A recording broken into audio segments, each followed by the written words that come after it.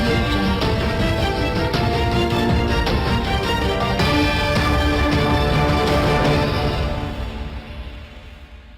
सौरभ बेहड़ की फर्जी साजिश के बाद तिलकराज बेहड़ के खिलाफ सत्ता पक्ष और देशी समाज ने खोला मोर्चा।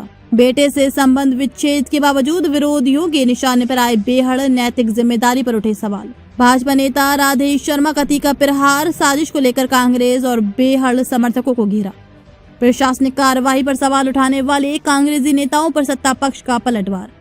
तराई की राजनीति में उबाल, साजिश के खुलासे के बाद बदले समीकरण। पूरे प्रकरण को पंजाबी बनाम देशी रंग देने की कोशिशें हुई तेज।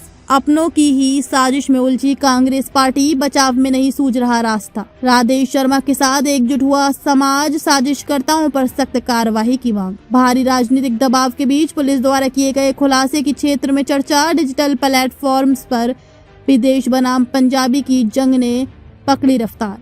सत्ता पक्ष के नेताओं की सक्रियता से बेहड़ खेमे की मुश्किलें बढ़ने के संकेत। पूर्व विधायक राजेश शुक्ला ने भी खुलकर बोला बेहड़ के खिलाफ हमला। शुक्ला ने बेहड़ को दी आईने में आका ढूंढने की नसीहत। वो कटघरे में खड़ा करने का काम किया और मैं आपसे कहना चाहता हूं, अगर आप सच बोल रहे थे तो आप उस मेडिकल को सार्वजनिक करें और एक 3 डॉक्टरों का एक पैनल बनाएं और उसकी मेडिकल रिपोर्ट दोबारा आप तैयार करें, तब दूध का दूध और पानी का पानी होगा।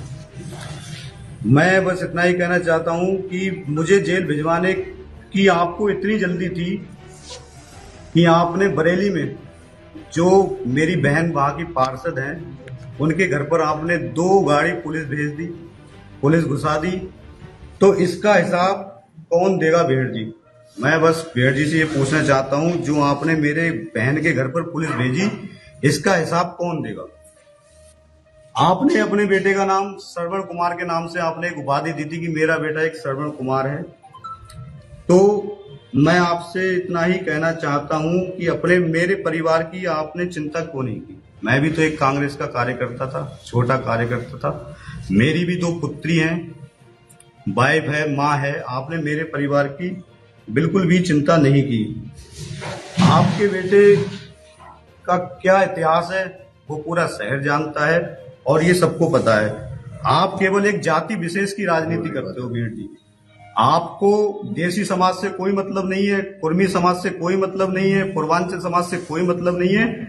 आप केवल एक समाज की राजनीति करते हो और बाकी पुत्र मोह में आप बिल्कुल मगन हो। विगत दिनों सिटी क्लब में एक प्रकरण हुआ था जिसमें भी आपने पुत्र मोह दिखाया था। आपके पुत्र की ही गलती थी और आपने अपने पुत्र को बचा लिया और बाकी जितने भी छोटे कार्यकर्ता थे उन सब पे आपने मुकदमा दर्ज कराया, जबकि चांटा आपके बेटे ने मारा था। पूरी मीडिया ये बात जानती है, पूरा शहर ये बात जानता है, लेकिन आपने अपने बेटे का नाम हटा दिया और बाकी जो कार्यकर्ता थे वो भी तो आपके पुत्रों के ही समान थे, लेकिन आपने बाकी कार्यकर्ताओं पे मुकदमा लिखवाया और अपने बेटे का नाम उसमें हटाने का काम किया। आज आपने, जब आपके बेटे ने झूठा षड्यंत्र रचा, तो आपने मुख्यमंत्री से लेके डीआईजी, आईजी सबको अपनी प्रेशर पॉलिटिक्स में शामिल कर लिया। जब किच्छा विधानसभा में आपके छोटे छोटे कार्यकर्ता प्रताड़ित हो रहे थे, छोटे कार्यकर्ता पिट रहे थे और वो आपके पास मदद मांगने आ रहे थे, तब आप उनसे ये कहते थे कि मेरी तो चली नहीं रही है, हम विपक्ष में, हमारी तो चली नहीं रही है। तो मैं कहना चाहता हूं, छोटे कार्यकर्ताओं को आप मत पिटवाओ।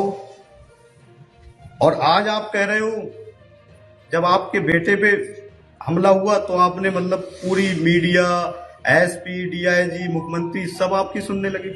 जब छोटा कार्यकर्ता पिटता है तब आपकी कोई को नहीं सुनता है। आप कहते हो हमारी कोतवाल नहीं सुनता है। और आज जब 2027 का चुनाव आने वाला है तो आप घड़ियाली आंसू बहा रहे हो और अपने बेटे को खोटा सिक्का, आपको जानकारी नहीं है। बाजार में जब आपके पारिवारिक मित्र के घर पर गुरुजी का जागरण था, तब आपके इसी श्रवण कुमार ने वहां पर आपके पारिवारिक मित्र के घर पर चोरी करी, वो भी शायद आपको पता हो। और जब वो उसकी शिकायत करने के लिए आपके घर पर आए तो आपने उन्हें जलील करने का काम किया। उस समय भी तो आप कह सकते थे कि मेरा बेटा खोटा सिक्का है, लेकिन शायद आपको पता था, लेकिन आप बता नहीं पाए। चौथा प्रकरण, उसके बाद आपने इसको अपनी जायदाद से बेदखल करने का काम किया, लेकिन जब ये देहरादून में था और शायद आपको याद है कि इसने अपने खून से आपको एक चिट्ठी लिखी थी कि मैं अपनी नस काट लूंगा और मैं मर जाऊंगा, तब आपने आनन फानन में इसको गले लगाया। और अभी आप जो कह रहे हो कि मैं किडनी की वजह से मैंने इसको गले लगाया था, तो ये आप झूठ कह रहे हो। वो उसी का प्रकरण है जो देहरादून में इसने नस काटने का काम किया था, उसी समय आपने इसको गले लगा लिया था। बोल रहे थे कि मेरा मन साफ है, तो आपने प्रशासन को गुमराह करने का काम क्यों किया? आप कह रहे थे कि उसकी बीवी से उसकी अनबन है, तो मैं कहना चाहूंगा हॉस्पिटल के सीसीटीवी कैमरे आप वायरल कर दो, और उसमें वो अगर बीवी से उसकी अनबन थी तो सेवा क्यों कर रही थी वहां पर? आपने अपनी राजनीति के लिए अपने परिवार का इस्तेमाल करा और उस बेटी को आप गलत ठहराने का काम कर रहे हो। दूसरा मैं ये कहना चाहूंगा, आप कह रहे थे कि उसके हाथ में फ्रैक्चर है, पैर में फ्रैक्चर है।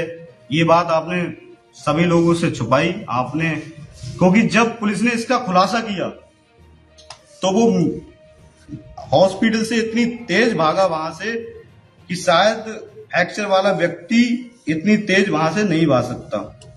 और आज जब 2027 का चुनाव आ गया और आपको लग रहा है कि मैं चुनाव हारने की स्थिति में हूं, तो आप घड़ियालू आंसू बहा रहे हो और कह रहे हो कि मेरा बेटा खोटा सिक्का है। तो ये चीज कहना गलत है भेड़ जी।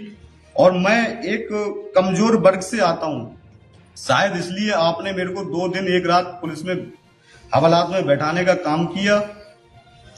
एक कुर्मी समाज से होने के नाते आपने मेरे साथ ऐसा किया। और मैं मीडिया के माध्यम से कहना चाहता हूं कि आपने जो गुंडे पाल रखे हैं, शायद आप उनसे मेरी हत्या करवाने का भी काम करो।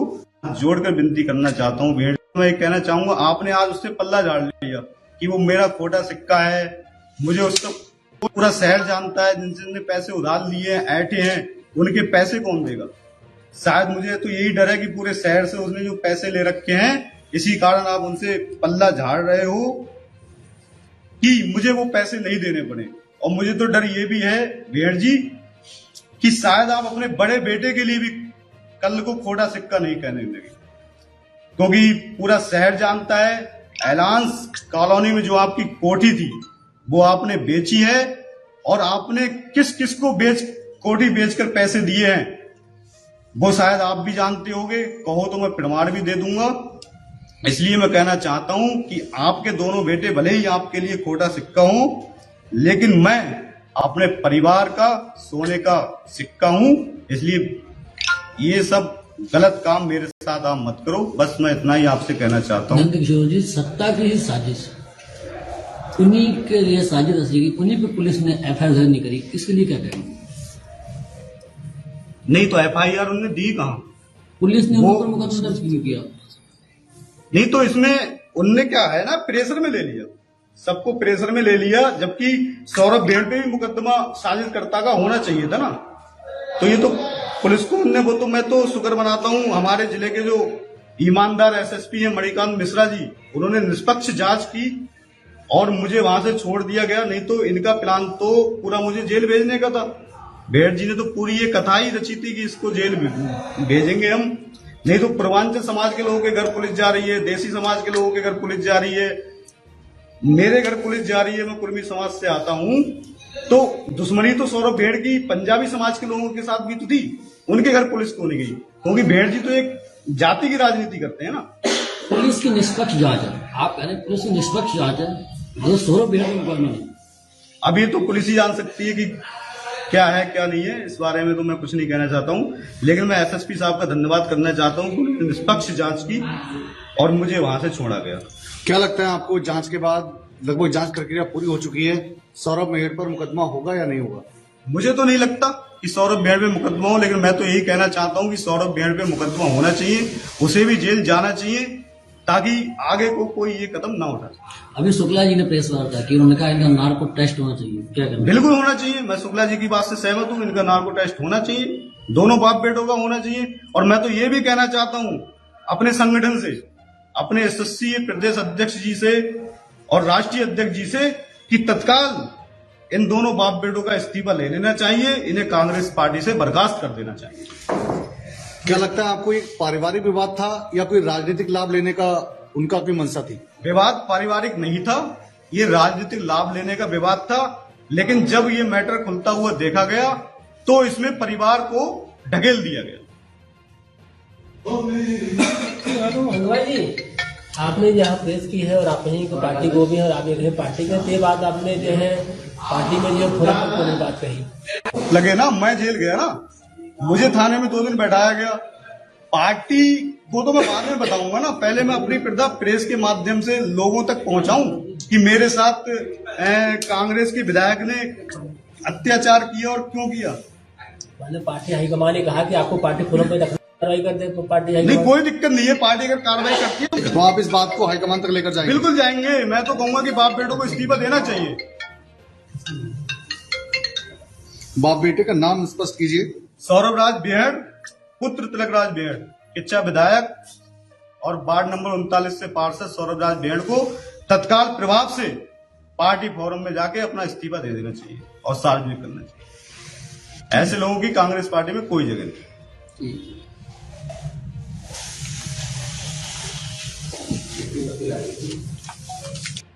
मित्रों, रुद्रपुर की जनता को जय श्री राम, भारत माता की जय। आज मैं चुनौती देना चाहता हूं उन कागजी शेरों को जो सौरभ बेहड़ के फर्जी हमला कांड में हुंकार भर रहे थे और अपने आप को शेर बता रहे थे। उनसे कहना चाहता हूं कि टाइगर अभी जिंदा है, जो मेरा बिगाड़ सकते हो बिगाड़ लो। मैं शहर के इन लोगों को चेतावनी देना चाहता हूँ, मैं इनसे डरने वाला नहीं हूँ। जो कह रहे थे कि हमारी बिरादरी पे हमला हुआ है, हम जवाब देंगे, मर्द के बच्चे हो तो सामने आओ। उन सभी को कहता हूँ कि मेरा जो बिगाड़ सकते हो बिगाड़ लो, और जिसने हमला किया था वो चूहे का बच्चा है, मर्द का बच्चा, तुम उसका जो बिगाड़ सकते हो बिगाड़ लो। लेकिन राजेश शर्मा को चुनौती दे रहे थे, बस्ती वालों को चुनौती दे रहे थे, मेरे देसी समाज को चुनौती दे रहे थे। अगर मेरे समाज को चुनौती देने की कोशिश की तो जड़ से उखाड़ देंगे, तुम्हें नेस्ता नाबूद कर देंगे। इस शहर में तुम्हारा वो हाल करेंगे कि जो तुमने आज तक शहर में पाप किया, अपराध किया है, गरीबों पर जुल्म किया है और जालिम बन के रहे हो। और जो हमारी बदौलत तुम्हारी रोजी रोटी चल रही है, हमारी बदौलत तुम्हारे व्यवसाय चल रहे हैं, हमारी बदौलत तुम्हारी दुकानें चल रही हैं। अगर हम बस्ती वाले काम ना करें तो तुम भूखे मर जाओगे। हम बस्ती वाले तुम्हारी दुकान से राशन ना ले। व्यापार मंडल के नेता बलवंत मल्लू, सुशील गाबा, अगर हम बस्ती वाले से व्यापार करना बंद कर दें तो तुम दाने दाने को मोहताज हो जाओगे। जय श्री राम।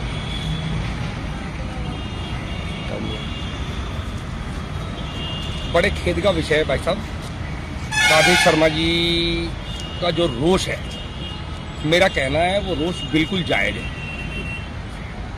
असलियत में होता क्या है, विगत मतलब मेरी उम्र लगभग 45 वर्ष के आसपास है और पिछले 35 वर्षों से लगभग मैं देख रहा हूं कि हम एक जाति विशेष का, पंजाबी वर्ग का जनप्रतिनिधि चुनते आए हैं। हमारे समाज ने, चाहे वो पूर्वांचल समाज रहा हो, चाहे वो पर्वतीय समाज रहा हो या फिर बंगाली समाज रहा हो, कभी भी राजनीतिक दलों से गुटबाजी नहीं की और हमेशा हमने राजनीतिक पार्टियों के को सिर पर रखते हुए इन लोगों को नेतृत्व का मौका दिया है। परंतु आज स्थिति ये आ गई है कि ये लोग अब बिरादरीवाद हम लोगों से दिखाने लगे और बिरादरी के नाम पर यदि आप एकजुट हो जा रहे हैं तो हमारे समाज को इकट्ठा होने में कोई दिक्कत नहीं है। क्यों?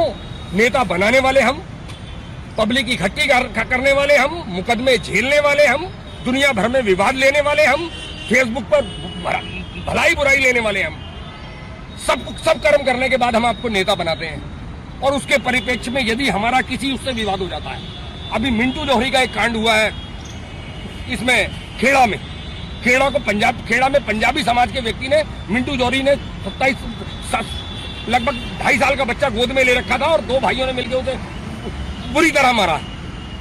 उस पर कोई कार्रवाई नहीं हुई है और आज तक दोषी खुले घूम रहे हैं। होने को हम भी वहां उसके यहाँ इकट्ठे हो सकते थे, हम भी ड्रामा करा सकते थे। जो कृत्य इस तिलकराज बेहड़ के बेटे ने किया है। उसमें तिलकराज बेहड़ ने पूरे समाज से माफी मांगी है, हमने उसका समर्थन भी किया है। ठीक है, उनके बेटे ने गलती की है, उसने माफी मांगी, परंतु उसकी आड़ में कुछ नेताओं ने या इनकी बिरादरी के कुछ लोगों ने पूरे समाज को गालियां दी हैं। यहां तक कि पुलिस प्रशासन को खूनी कहा है, एसएसपी मणिकांत मिश्रा को खूनी कहा है। तुम्हारे बच्चे इस कुकृत्य का इस पीठ में इन लोगों के द्वारा कहा गया है, तुम्हारे बच्चे इस कुकृत्य के कर्म भोगेंगे। जबकि पुलिस प्रशासन ने पूरी निष्ठा और ईमानदारी के साथ प्रकरण की जांच की है। पुलिस की पूरे जिले की टीमें इस झूठे आडंबर में लगा दी गई। पुलिस प्रशासन परेशान रहा, अनावश्यक उन पर दबाव बनाया गया, यहां से लेकर देहरादून तक राजनीतिक दबाव बनाया गया, और उसका रिजल्ट क्या हुआ? तुम्हारे बच्चे का, तुम्हारी बिरादरी का कारनामा ये सामने आया है। या तो मैं कहना चाहता हूं, बेहड़ जी ने अपने पुत्र को बेदखल कर दिया है। मैं चाहता हूं नगर निगम के मेयर विकास शर्मा जी भी इस व्यक्ति को बोर्ड से बेदखल करें, और भविष्य में ये कोई भी इस तरह की देसी समाज के किसी व्यक्ति पर कोई भी टिप्पणी करने से पहले 20 बार सोचे। अन्यथा अगले चुनावों में हम राजनीतिक पार्टियां साइड में रखकर अपने समाज से व्यक्ति खड़ा करेंगे और उसी को चुनाव लड़ाएंगे। मैं एक बात और कहना चाहता हूँ, एसएसपी मणिकांत मिश्रा जी के ऊपर जो एलिगेशन ये व्यापार मंडल के फर्जी नेता बलवंत अडेरा बल्लू और ये संजय जुनेजा, कौन है संजय जुनेजा, फर्जी चोर कहीं के, इन लोगों ने लगाए हैं। ये समाज से इसकी भी माफी मांगे, कान पकड़ के इस गांधी पार्क में ऐसे उठे बैठक लगा के माफी मांगे, तो हम एक बार विचार करेंगे माफी मांगने को।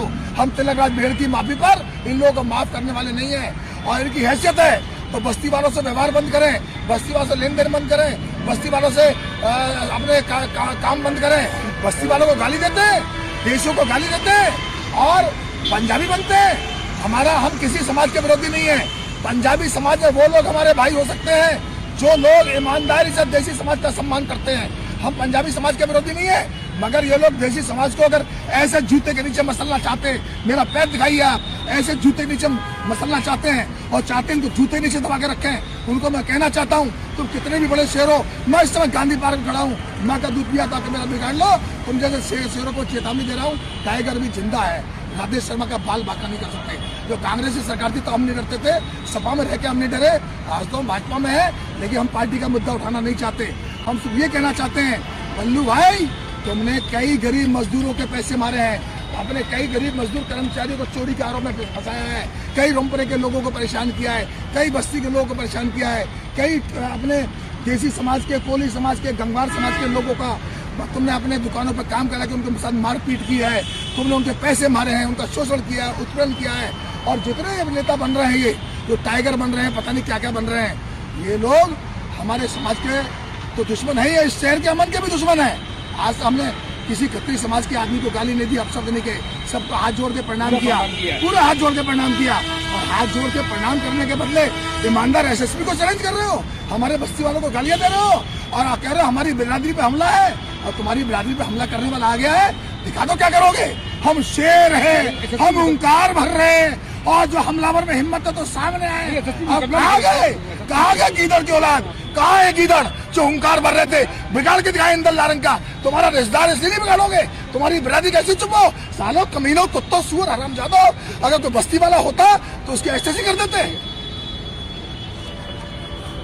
देखो, आज ये लड़ाई जो है एक व्यक्ति विशेष की नहीं है, ये जो लड़ाई जो इन लोगों ने पूरा षड्यंत्र रचने का जो काम किया, और आज जो राधेश शर्मा को और राजेश शर्मा को जो टारगेट करने का इन लोगों ने काम किया है, अपराधी हमें पता है कि अपराधी कौन है। अपराधी इस बाजार के अंदर घूम रहे हैं, अपराधी और चोर लुच्चे जो लफंगे टाइप के लोग हैं, इन दुकानों पर बैठने का वो कृत्य करते हैं।